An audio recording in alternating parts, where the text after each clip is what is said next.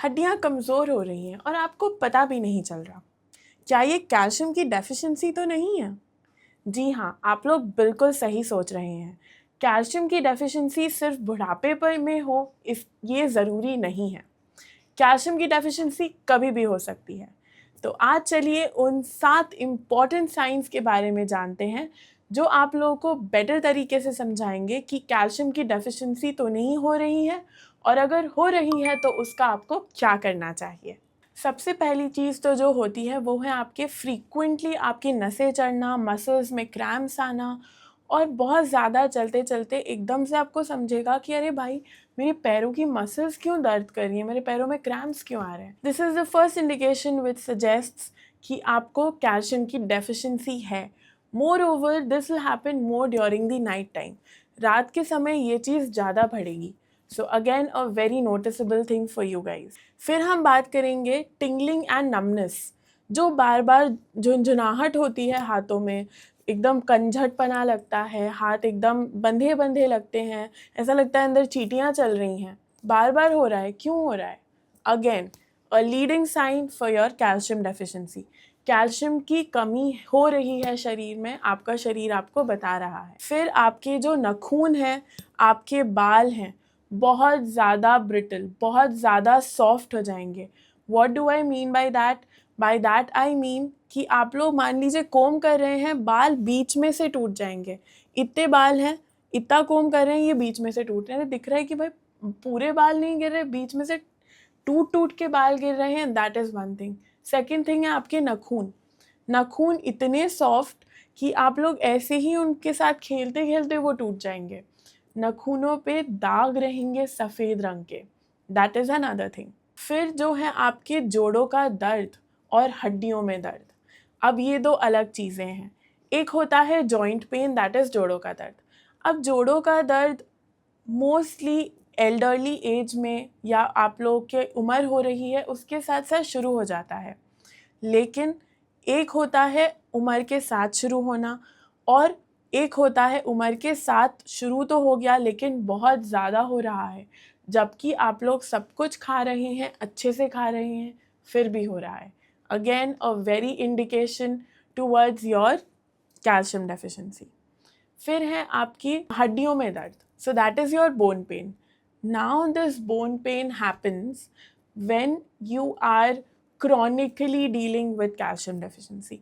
मतलब आपको लंबे समय से कैल्शियम की डेफिशिएंसी है पर आप लोग नोटिस नहीं कर रहे हैं, तो आपकी हड्डियाँ चीसती हैं, दर्द होता है। ये उन लोगों में पाया जाता है, स्पेशली जो औरतें होती हैं, जो लेडीज़ होती हैं। आपके मेनोपॉजल कंप्लेंट्स ख़त्म हो गई, मेनोपॉज हो गया, उसके बाद या उसके साथ। ऑल्सो जिनको अधिकतर विटामिन डी की डेफिशिएंसी रहती है, उन लोगों में भी ये बहुत ज़्यादा पाया जाता है। फिर हम बात करते हैं ब्रेन फॉग, यानी क्या? मतलब आपको पता तो है कि आपको ये करना है और कुछ हो जा रहा है, थोड़ा बहुत कुछ हो जा रहा है, and you are suddenly forgetting, एकदम से भूल जा रहे हो। यार अभी तो ध्यान था, क्या हो गया, मैं कहाँ से भूल गया? This is a second thing. Fatigue होना, एक्सट्रीम थकावट, बहुत ज़्यादा ही थक जाना। थोड़ा सा कुछ कर लिया थक गए, थोड़ा सा कुछ कहीं चले गए, कुछ कर लिया थक गए। Extreme fatigue and brain fog again and again, बार बार हो रहा है, repeatedly happening, suggestive of calcium deficiency. फिर दांतों की तकलीफ। अब दांतों की तकलीफ और कैल्शियम का रिलेशन, इसका बहुत तगड़ा एविडेंट रिलेशन होता है कि जो आपके दांतों में बार बार कीड़ा लगता है, टूथ डीके होता है, that is a suggestive towards your calcium deficiency. Now along with that आपके जो गम्स होते हैं ना, उसमें भी इरिटेशन रहेगा, आपको बार बार इरिटेटिव फील होगा, that is an other thing.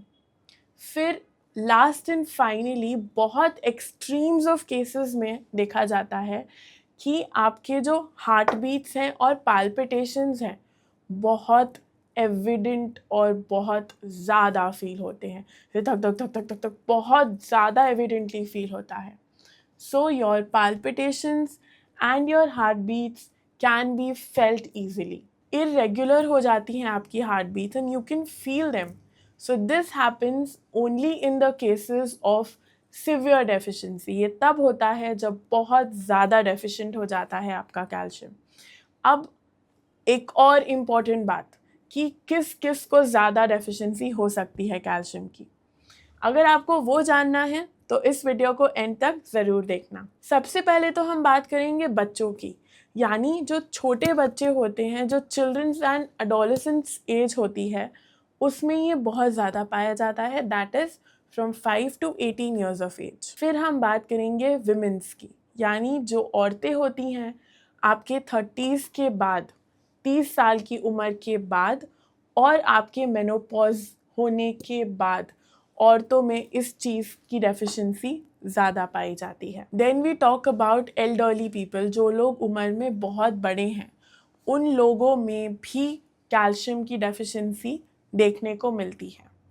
Now elderly मतलब 60 प्लस और 55 अबव, इन लोगों में अधिकतर हो जाती है कैल्शियम की deficiency. Then underlining issue that is your vitamin D levels. Now, अगर आपके विटामिन डी लेवल सही नहीं है, चेक में नहीं है, तो कैल्शियम बॉडी अब्जॉर्ब ही नहीं करेगी और आपको डेफिशिएंसी होगी ही होगी। इसीलिए सब चीज़ें हैंड इन हैंड चलती हैं, सब चीज़ें साथ में चलती हैं। इस चीज़ का ध्यान रखना है कि कैल्शियम और विटामिन डी दोनों साथ साथ चलता है, तो vitamin D levels are in check, calcium is absorbed. इसीलिए विटामिन डी का भी आप लोगों को बहुत ध्यान रखना है। So these were few signs of calcium deficiency. अगर आपको कोई चीज़ के स्पेसिफिकली बारे में जानना है तो do let us know in the comment section below. Bye bye, take care.